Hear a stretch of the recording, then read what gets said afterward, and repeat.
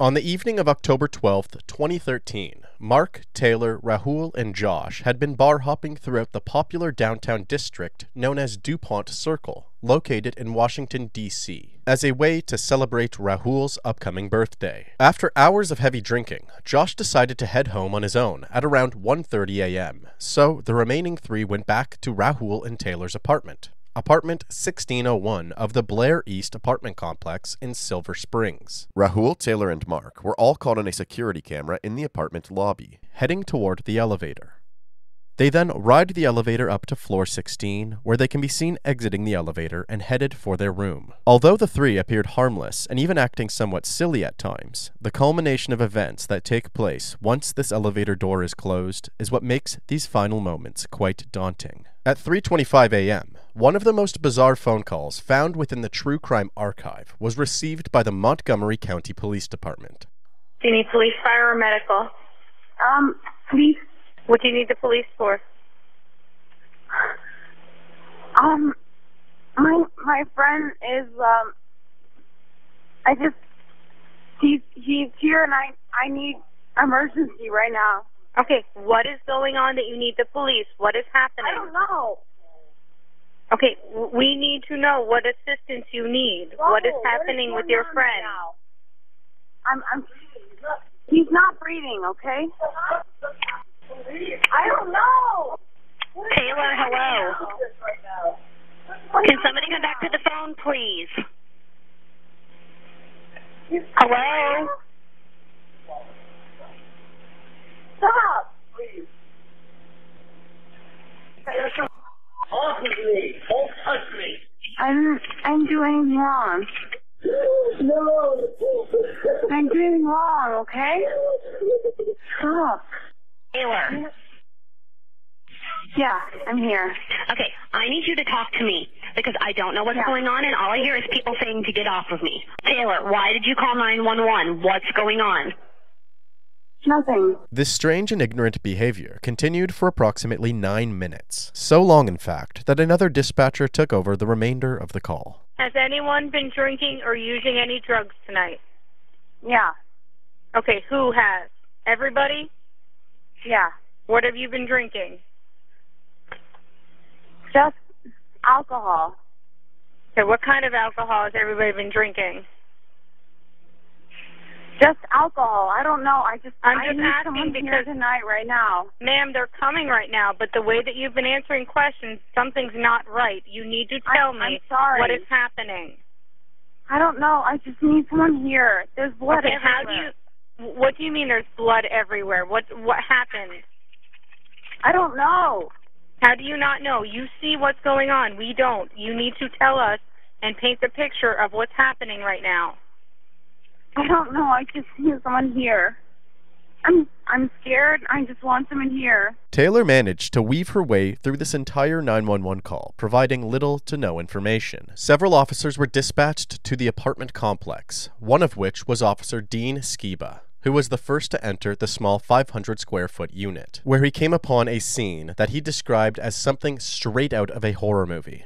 There was blood all over the room, on the walls, on the floors, and on the clothing of everybody inside. Both Mark and Rahul were discovered laying on the ground next to the bed unconscious, and were quickly tended to by first responders. Taylor had answered the door, and was quickly removed from the room and asked to sit on the floor in the hallway. While being tended to, Rahul then suddenly regained consciousness and sat straight up. First responders then helped him into the bathroom and sat him on the toilet, where they found that he had no serious or life-threatening injuries. Mark, on the other hand, did not regain consciousness. He was found deceased with 11 stab wounds all over his body. 5 of these wounds appeared to be defensive wounds, while the other 6 were each potentially fatal on their own. When officers asked Taylor what happened, she continued with her bizarre and indirect answers, claiming that she had absolutely no idea. On the contrary, when officers asked a now partially alert and extremely intoxicated Rahul what had happened, he said, "I found my girlfriend cheating on me with Mark, so we got into a fight and I must have killed him." Both Rahul and Taylor were then arrested and escorted back to the police station, where the questioning continued. Though not on camera, during the drive back to the station, Rahul recanted his statements regarding the fight between himself and Mark. He stated that he was very, very drunk and also had smoked some marijuana before speaking to the officers. and that his initial statement was completely untrue. He insinuated that he only made this statement because he wanted to protect Taylor. Both Rahul and Taylor became closed off in the interrogation room, both denying any conscious involvement, stating that they don't know exactly what happened. Rahul stating that he was confident that it wasn't him, while Taylor stating that she believes it wasn't her, but she was too drunk to remember anything at all. Honestly, I just wish I knew what happened. So I'm kind of hoping you can... will you be able to or no? Right. Yeah. I mean, I think that you'll be able to fill me in with what happened, actually. Okay. Because clearly something happened. Yeah. And I know that you're remembering like something with video games, and then, the next thing you know, Rahul is telling you to call the police or whatever. But there's a big gap of time in between there where something happened. Okay, and I believe that you know what happened, and that's something that you need to tell me about. Okay. Yeah, I mean, but we were drinking. I understand that you were drinking. Okay, I understand that. Okay. But Mark is dead. What? Yes. Oh my God. Okay. Oh my God. What happened? So that's what we're trying to find out. How did he die? I don't know. You don't? I don't know yet. He was okay. Right. Well, I'm sure that you would like to think he was okay, but you're a smart girl, so I'm sure that it was pretty clear at your apartment when he's not moving. No. And there's all this blood. We were drinking. I don't remember. All I remember is Rahul telling me to call 911. Right. Like, why would Rahul get so upset that he would do something to Mark? I don't think he would. That's ridiculous. That's crazy. I know for a fact that I did not stab Mark. Okay. I mean, if I did that, I would know. Actually, you're saying you don't know what happened. I don't know what happened between Tay and Mark to cause him to be on the side of the bed when I found him like that, but I know for a fact that I did not do that. I mean, if I wanted to stab Mark, I would have remembered every detail of it. I would remember coming up to him, confronting him, and stabbing him. But I don't know what happened to him, but I know for a fact that I didn't do all of that. Right. I didn't stab him. I didn't attack him. I didn't How do you confront know the two him. of you didn't get in a fight, you didn't try to hurt you, and you didn't get the knife back and protect yourself? It just didn't happen. Well, you don't know that. You keep saying, I don't know. Well, I don't know what happened between Tay and Mark, Okay. but I do know for a fact that I was doing my own thing, and then when I was alerted to the situation, I went to Mark. Okay. That's what I do know. I don't know what happened between Tay and Mark, except for the fact that she was definitely hesitating a little bit when I yelled at her to call the police or paramedics or whatever it was. So that's what I remember. While the two remained in custody, investigators quickly gathered as much evidence as they could to use against them. They found that Taylor had actually changed into 3 different outfits within the 3 hours between 2 a.m. and the interviews, which took place around 5 a.m. All 3 of these outfits had Mark's blood all over them. They found Taylor's hair located in Mark's hand, some hair stuck to the blood on the wall next to Mark's body, and some stuck to Mark's shirt. They also found some of Taylor's hair on the knife which was located next to Mark's body. On the back pocket of Mark's jeans, they located a contact lens that belonged to Taylor, stuck to the side of a leather label. Despite Taylor's strange amount of wardrobe changes that night, as well as what seemed like she was close proximity to the victim, Rahul was still found to have a lot more blood on himself than all of Taylor's outfits combined.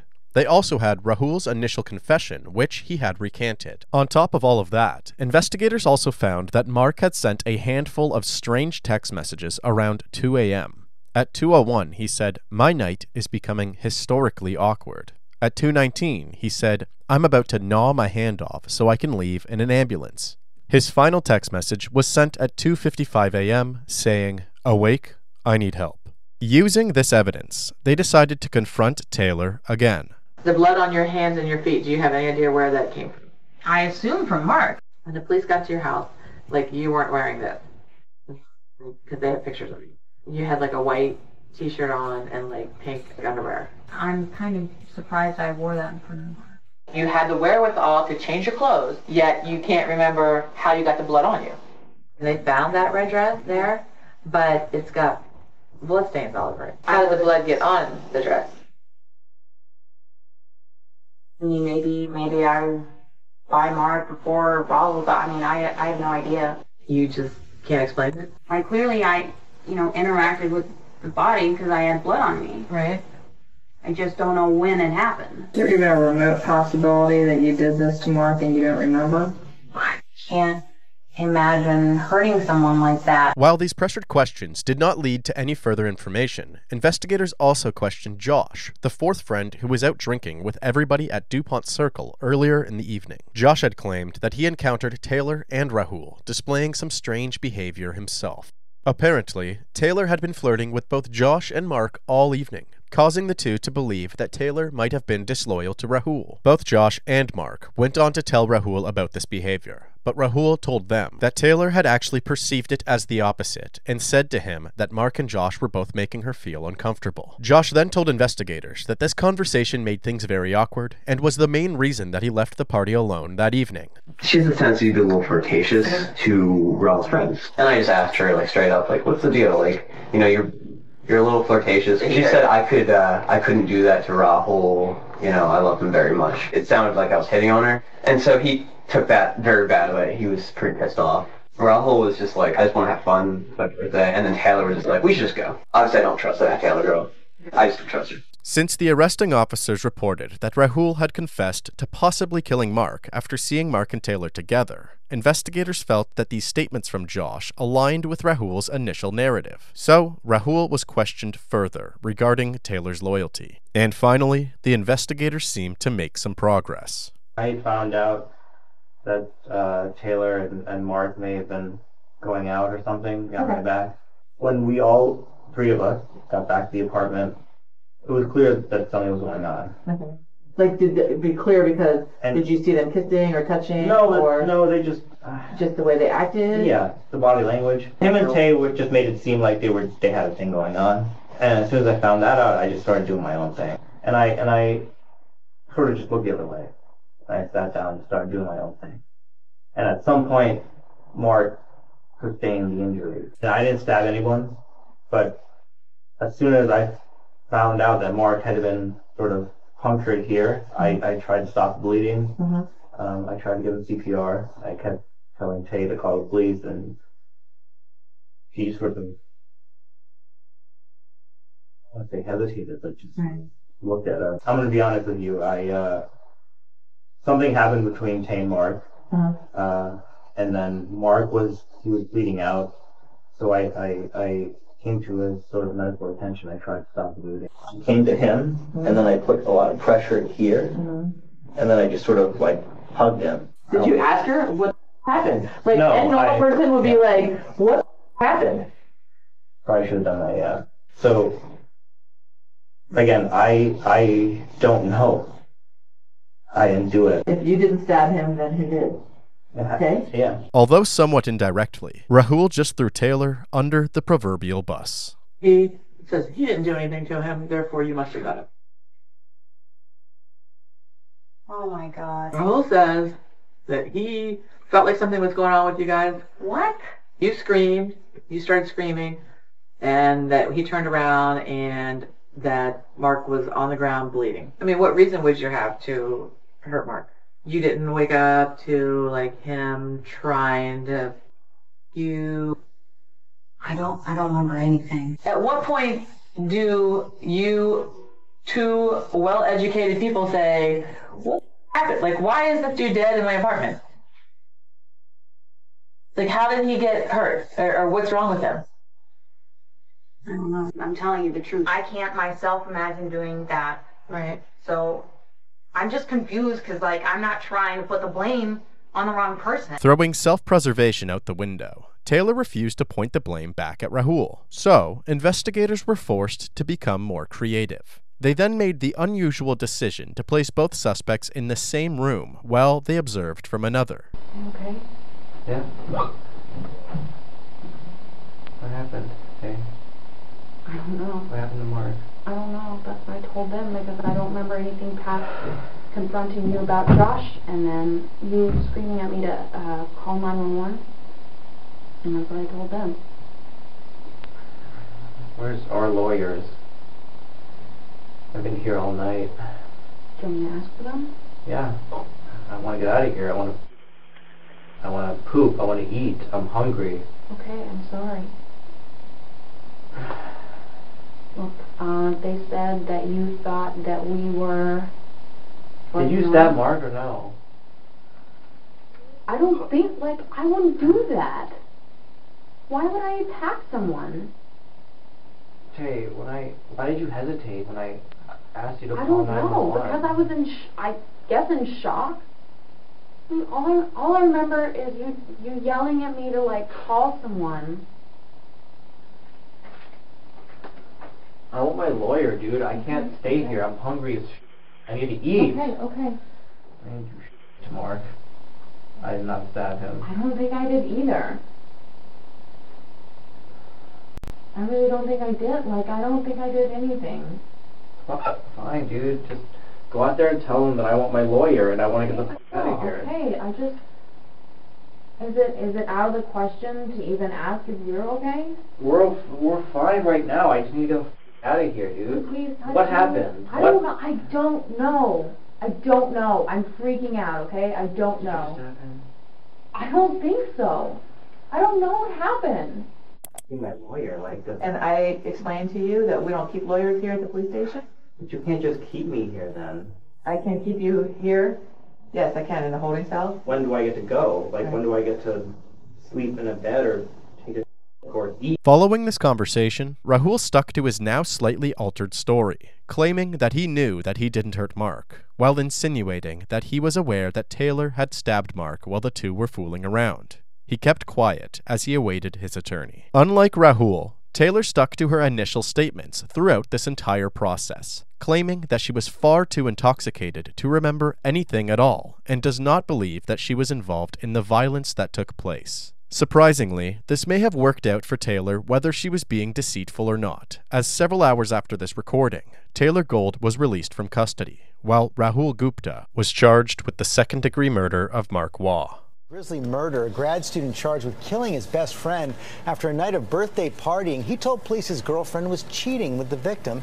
And ABC's Lindsay Davis is here with all the details. Good morning, Lindsay. Good morning, George. Incidentally, it's still unclear if, in fact, there was any cheating even going on, but it does appear 24-year-old Rahul Gupta's birthday celebration over the weekend has not only ended the life of his longtime friend, but potentially Gupta's life as he knows it. There were friends that were together in Washington, D.C., sharing a good time with Mr. Gupta, celebrating his birthday. But that good time took a turn for the worse when three of them, Gupta, Waugh, and Gupta's girlfriend, returned to her apartment.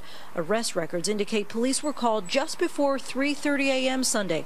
According to the charging papers, Gupta told police, "My girl was cheating with my buddy. I walked in on them cheating, and I killed my buddy." He made an utterance statement that his girlfriend had been cheating on him and that the individual involved, that he had actually did it. Police say Gupta claims he was woken up by his girlfriend yelling, but she says it was Gupta who woke her up yelling and telling her to call 911. Gupta's attorney says the evidence will show he has a valid defense.